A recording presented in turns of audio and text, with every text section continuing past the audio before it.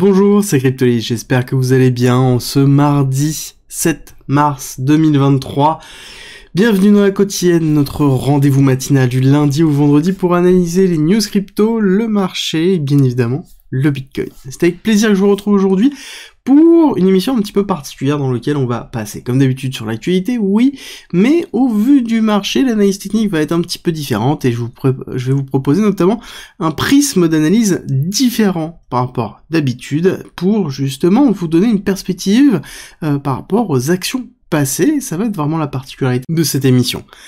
Comme d'habitude, si vous voulez me soutenir, c'est très simple. Likez, partagez cette vidéo, ça aide beaucoup au référencement, ça aide à faire connaître la chaîne, et abonnez-vous si c'est pas déjà fait, et on commence tout de suite l'actualité avec justement des petites news dans lesquelles on a une communication de PancakeSwap sur son burning. Et je pense que c'est très intéressant de rappeler quelque chose, c'est qu'on a un petit post en dessous qui nous explique que malgré le burning de PancakeSwap, le token en lui-même est toujours hautement inflationniste, et il ne faut pas oublier que justement ce type de token de reward a pour vocation réellement de diluer la liquidité, de diluer la valeur. Et donc il est impératif, même s'il y a du burning, ce n'est pas suffisant, il faut bien le garder en tête, que ce token-là a uniquement pour but d'être de la reward et d'être dump. Ça a qu'une seule utilité. Le burning effectué actuellement n'est pas suffisant pour compenser justement l'émission réelle, comme on peut le voir ici sur cette courbe, on voit l'accélération.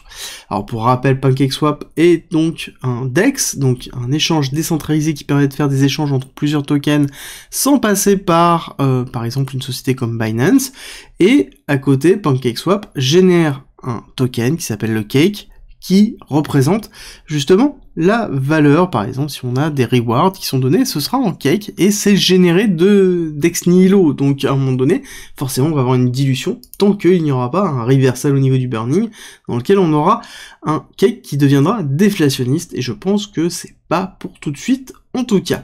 Ensuite, nous avons The Graph qui nous fait un petit teasing sur la nouvelle blockchain qui va être intégrée dans leur gestion. À vous de me dire ce que vous en pensez. Il y a quand même des choses qui reviennent, hein. On a Cosmos, Polygon, et on a quand même beaucoup Base qui revient dans les commentaires. Très intéressant, Base qui est du coup la Layer 2 qui a été annoncée par Coinbase et qui est propulsée par Optimism.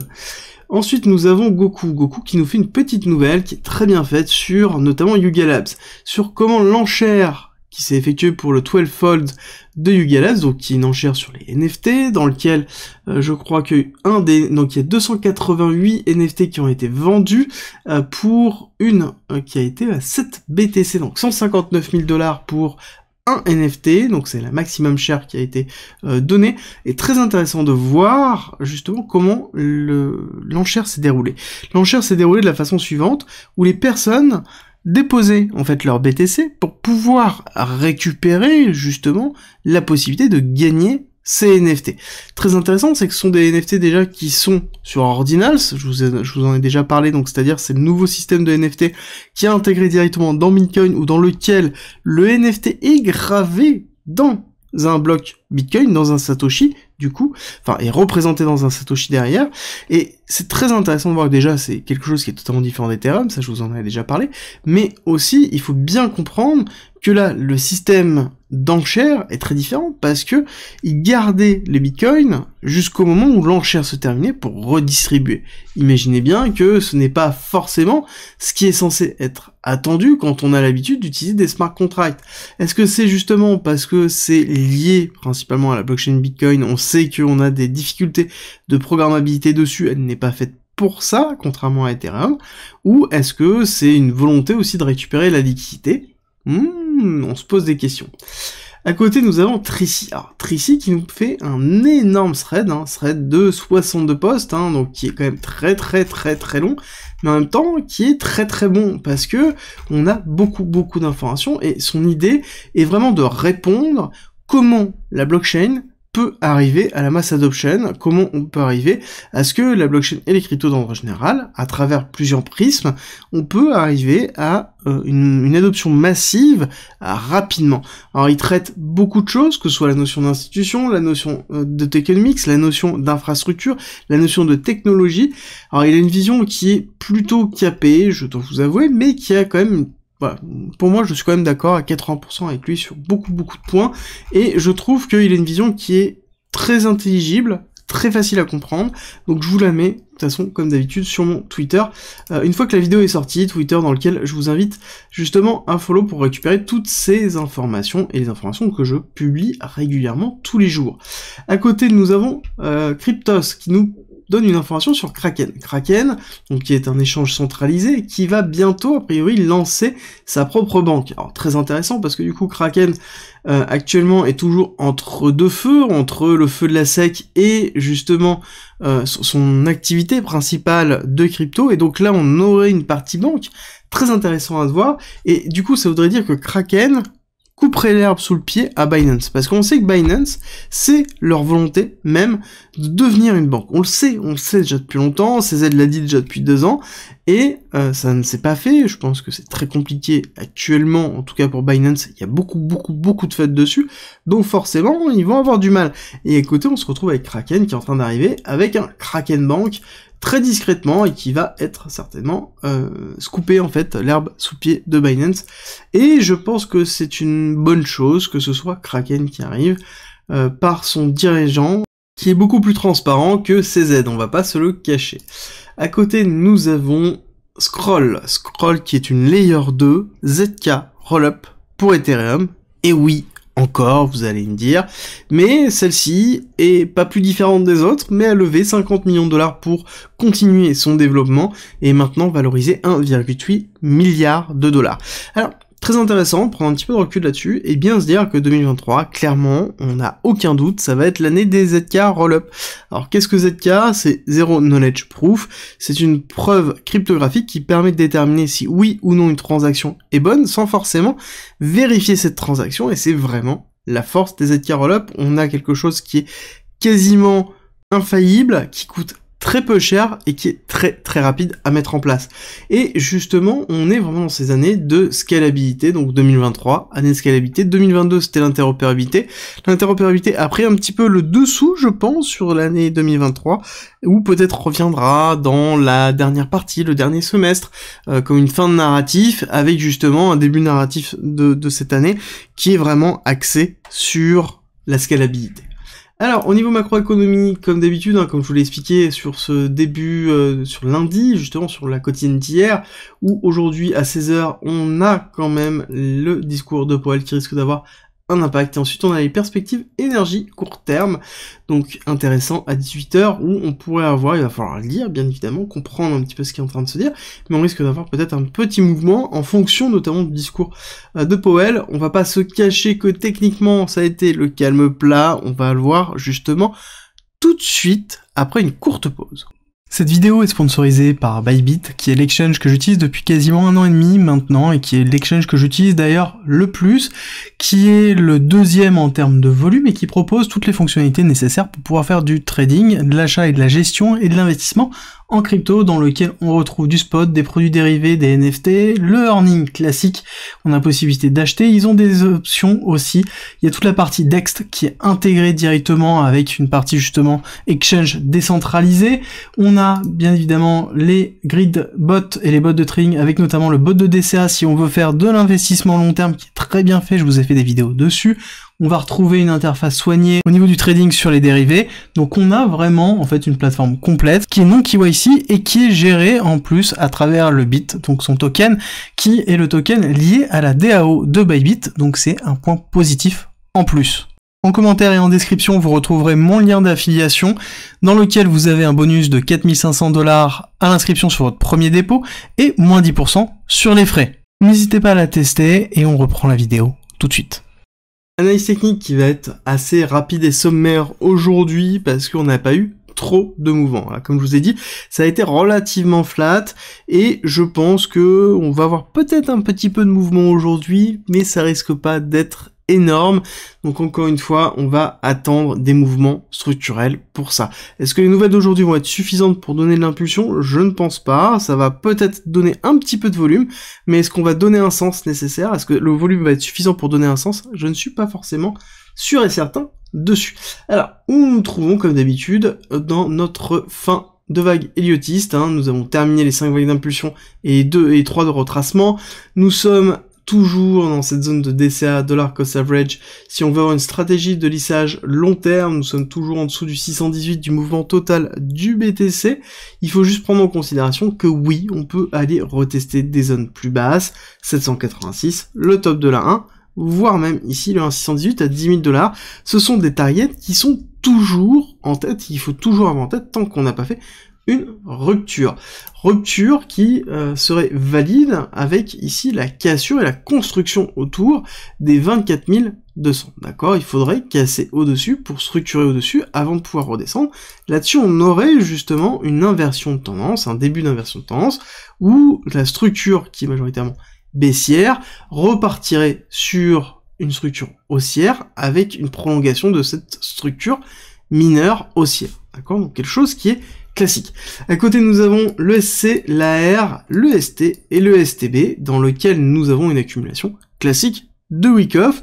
Avec l'arrêt de la tendance baissière, on retrace, on reteste, on enfonce pour prendre la liquidité, réaction haussière dans lequel on va retester l'AR.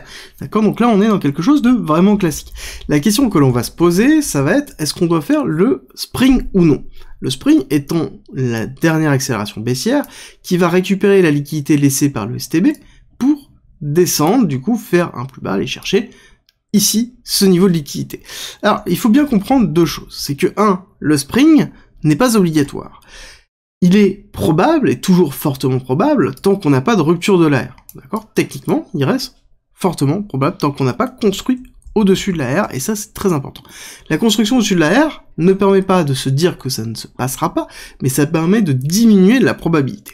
Alors là-dessus, je voudrais revenir sur des choses, sur un point de vue purement psychologique qui est en train de se faire, et que je vois beaucoup de personnes, notamment dans les commentaires, et beaucoup dans la vidéo d'hier, qui sont arrivés en disant que forcément, on allait à 10 000 $.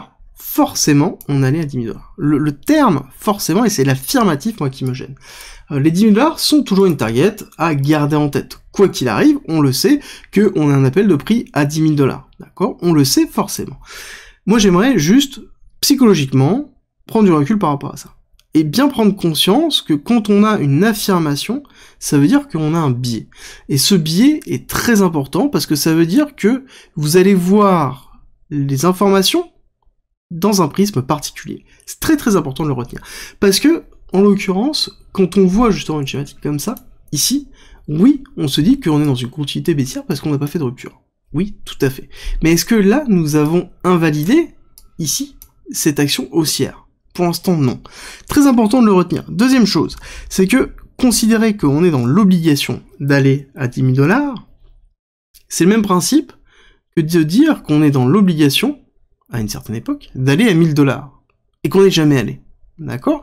Je rappelle que quand on est redescendu à 3000, il y avait facilement la moitié, justement, des personnes qui suivaient à cette époque-là, qui étaient persuadées qu'on allait aller à 1000 $, et on n'y est jamais allé. Il faut bien prendre en considération que ce n'est pas parce qu'on pense que ça va être quelque chose que ça va forcément l'être. On doit vraiment analyser ce que l'on voit et non pas ce que l'on pense, et ce n'est pas parce que nous avons, si on prend un petit peu de recul, ici une schématique dans laquelle nous avons une consolidation qui est en train de repartir to the moon, ou que tout simplement on est dans un retest pour enfoncer très fort. À l'heure actuelle, nous avons aucune indication de tendance haussière ou de tendance baissière. La seule chose que l'on sait, c'est qu'on n'a pas cassé justement cette tendance baissière et qu'on n'a pas cassé cette tendance haussière.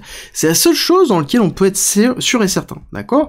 Les analyses par rapport à ça vous montrent qu'on a des points de convergence, ici sur les 10 000 dans lequel on a une résistance Ichimoku, on a un 1,618 de prolongation de tendance, on a un order block, on a de la liquidité, ok. Mais si on regarde dans le passé, c'est des éléments qu'on avait aussi à d'autres endroits. On ira le voir tout à l'heure. Et donc, pour moi, il est important surtout de faire l'effort de se dire, ok, peut-être que j'ai un biais, comprendre le biais que l'on a, et se dire, est-ce que mon biais il est haussier ou baissier? Et à ce moment-là, remettre en question ce biais régulièrement en se disant, ok, quelles sont les informations qui me permettent de dire ça? Est-ce que je suis persuadé? Est-ce que c'est l'analyse technique? Quelles sont mes zones d'invalidation? Quelle est ma zone de validation? Quelle est ma target? Pourquoi? Et continuellement se remettre en cause et ne pas rentrer dans l'affirmation, parce que en l'occurrence, l'affirmation, c'est le début de la non-acceptation d'autres probabilités, et donc à ce moment-là, ça veut dire que on va être auto-centré, et on va être centré sur une schématique, et on ne va pas être ouvert aux possibilités. Il faut impérativement être ouvert aux possibilités quand on fait justement de l'analyse technique, et quand on fait du trading, par rapport à la stratégie qu'on s'est définie. Alors, rapidement, court terme, je reviendrai sur cette parenthèse après. Court terme, nous avons toujours quelque chose qui est relativement flat, on a toujours les zones de liquidité qui n'ont quasiment pas bougé, qui sont un petit peu concentrées. Oui, mais somme toute, ça n'a vraiment pas bougé, donc comme d'habitude, on attend en fait l'élément déclencheur, la petite flamme, le mouvement un petit peu caractéristique qui pourrait nous donner une accélération soit haussière ou baissière pour aller chercher la liquidité. Pour l'instant, ce n'est pas le cas, et on reste totalement flat ici. On le voit bien qu'on a un petit momentum qui est en train de se structurer, mais on est toujours en dessous du 50. Pour moi, c'est relativement faiblard, je ne considère pas ça comme quelque chose de probant, donc je suis toujours dans ma stratégie actuelle, tant que on ne casse pas ici, qu'on ne structure pas en dessous du sign of weakness. Vous connaissez mon principe, ici j'ai toujours tendance à penser que on pourrait aller chercher un UTAD pour aller structurer un petit peu au-dessus. La question à se poser, c'est est-ce que ça va être un UTAD d'accélération? Donc c'est un UTAD dans lequel on va juste prendre les liquidités, hop, tac, et redescendre avec juste une mèche qui va être ravalée en 4 heures, ou est-ce que ça va être vraiment quelque chose qui va structurer au-dessus? Là-dessus, on aura vraiment une indication sur oui ou non, on est en train de faire un breakout ou pas, et du coup, est-ce qu'on se sera un fake out ou pas? Ça, je pense qu'on le saura aussi très très vite. Au niveau de l'order flow, bah, il n'y a pas grand chose qui nous dit, hein, on est quand même relativement flat sur les positions top trader. Moi, je vous avoue que ça reste quand même très très flat, hein. On est sur quelque chose qui est en train de consolider le point qui avait été effectué en haut, qui est un point important. J'ai même tendance à vous dire qu'on est en train d'essayer de redescendre en dessous, donc ça tient, mais c'est pas non plus colossal. Donc pour moi, on est en train de retravailler ici les zones, les pourcentages qui ont été construits, par exemple, dans cette partie-là, d'accord? Donc qui ont été construits à partir du 11 février, on est vraiment en train de travailler ça. Donc pour moi, on est quand même dans quelque chose de plus ou moins classique par rapport à ce qu'on s'était dit. Il n'y a pas d'invalidation, il faudrait vraiment avoir une rupture pour moi des 52% et qu'on consolide en dessous des 52% pour me dire que là, on a une inversion de tendance sur les positions des top traders. Là, ce n'est pas le cas, donc je reste confiant toujours sur cette possibilité de réaccélération haussière tant qu'on n'a pas cassé le sign of weakness ou qu'on n'a pas un break de l'order flow. Sur les classiques, les comptes classiques, bon, ça se stabilise en montant, quelque chose de classique aussi, et on a à côté ici relativement du flat au niveau de l'open interest, donc on est sur une structure identique à l'analyse qu'on a déjà effectuée hier. Alors, les autres éléments que je voulais vous donner, c'est on va rebondir sur ce que je vous ai dit tout à l'heure sur la notion de pied. Pour ce faire, on va remonter dans le passé, on va analyser en fait la différence entre ce qui s'est passé aujourd'hui et ce qui se passe aujourd'hui et ce qui s'est passé justement dans les différents bear market avec justement 2018 et ensuite on remontera un petit peu. Très intéressant de voir que on compare, beaucoup de personnes comparent justement cette accélération que l'on a eue avec l'accélération qu'on a eue à l'époque de 2019, janvier 2019, où on a eu la chute catastrophique en 2018 avec une grosse bougie, deux grosses bougies, et on s'enfonce, on structure, et ensuite on repart à la hausse avec une première accélération, consolidation, deuxième accélération, consolidation, troisième accélération, d'accord?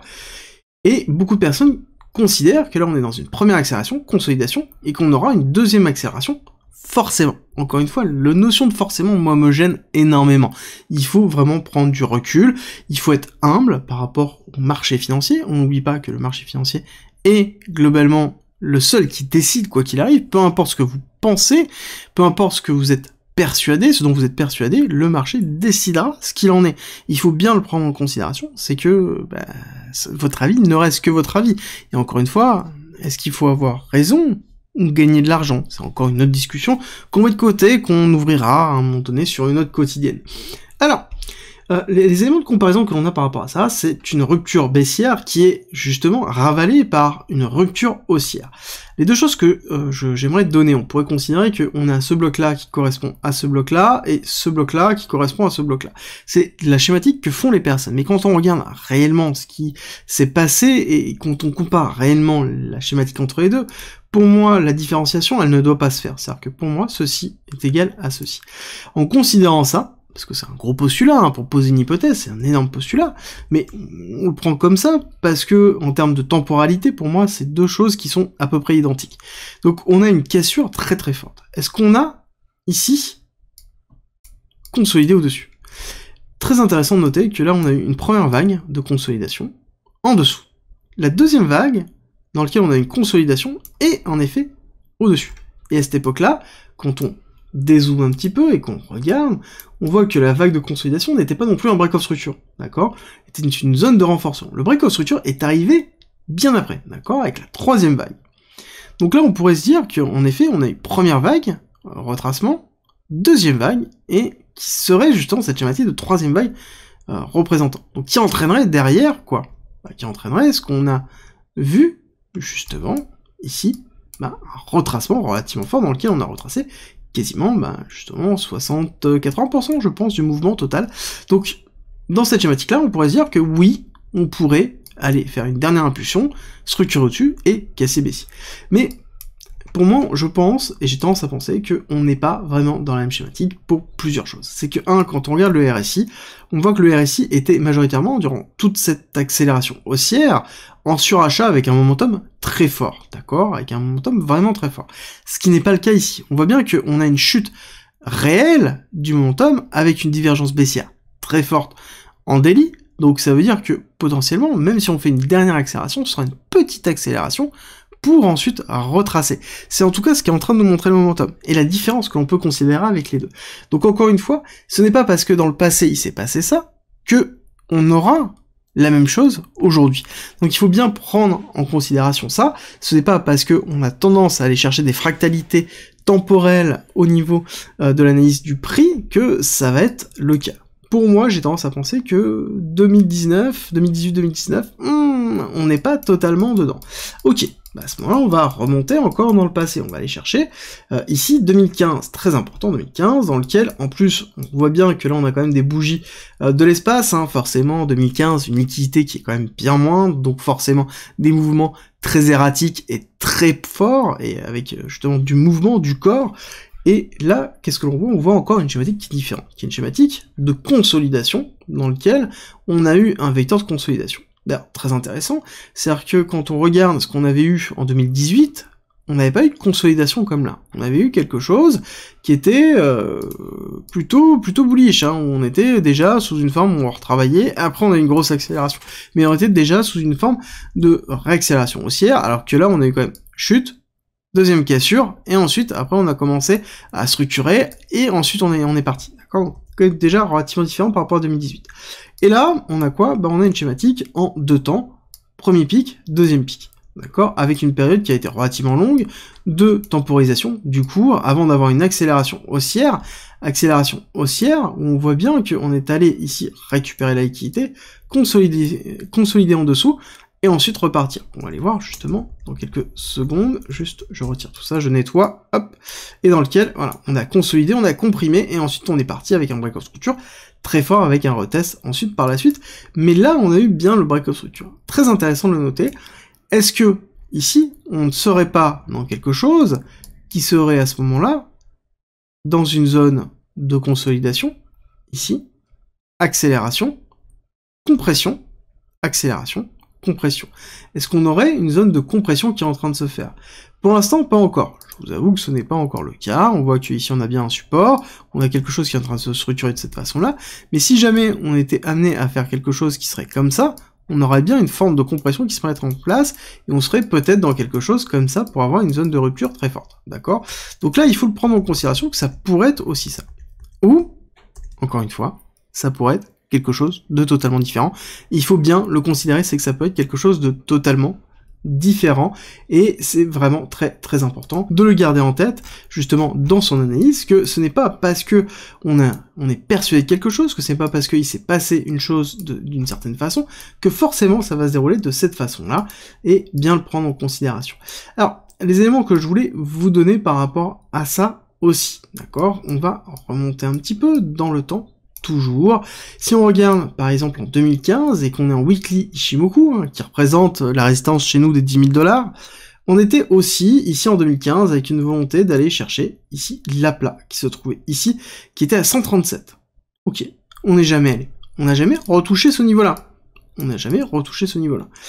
Pareil, ici, les personnes avaient tendance, c'était pas Kishimoku, avaient tendance à dire, ok, 3000 $, mais en fait, on va aller retester les 1700. D'accord, on va aller retester le 1700 de ces zones-là. C'est logique, c'est obligatoire.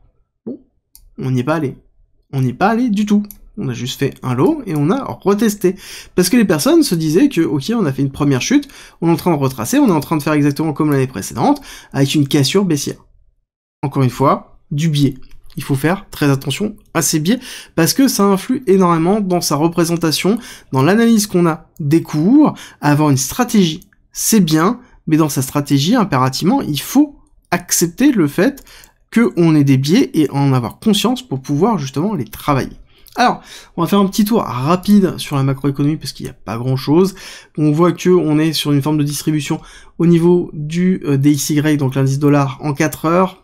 C'est pas probant encore en daily, mais potentiellement avec un beau rejet des 105 pour une continuité baissière, ce qu'on espère, ou tout simplement, après, il est possible qu'on aille simplement retester ici cette partie-là, revenir ici, faire un très beau rebond de ce style-là, on rebondit ici et on repart chercher les 109 qu'on a en tête, pourquoi pas pour cette année 2023.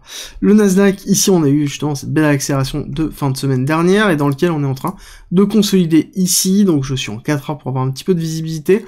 On n'a pas une belle distribution pour l'instant, on n'a pas de schématique pur, en tout cas sur la time frame qui tient un petit peu la route. Donc on a fait un retracement dans lequel on a retracé, oui. Quand on regarde rapidement en daily, vous allez voir, on est un petit peu dans le rouge, hein. On a fait quand même une belle bougie de volatilité, on est allé chercher pas mal de liquidité et on a ravalé une grosse partie. Là-dessus, c'est une bougie d'indécision, on fait quand même très attention, dans lequel on pourrait aller retravailler assez vite justement l'imbalance qui a été laissé pour aller retester les 12 050.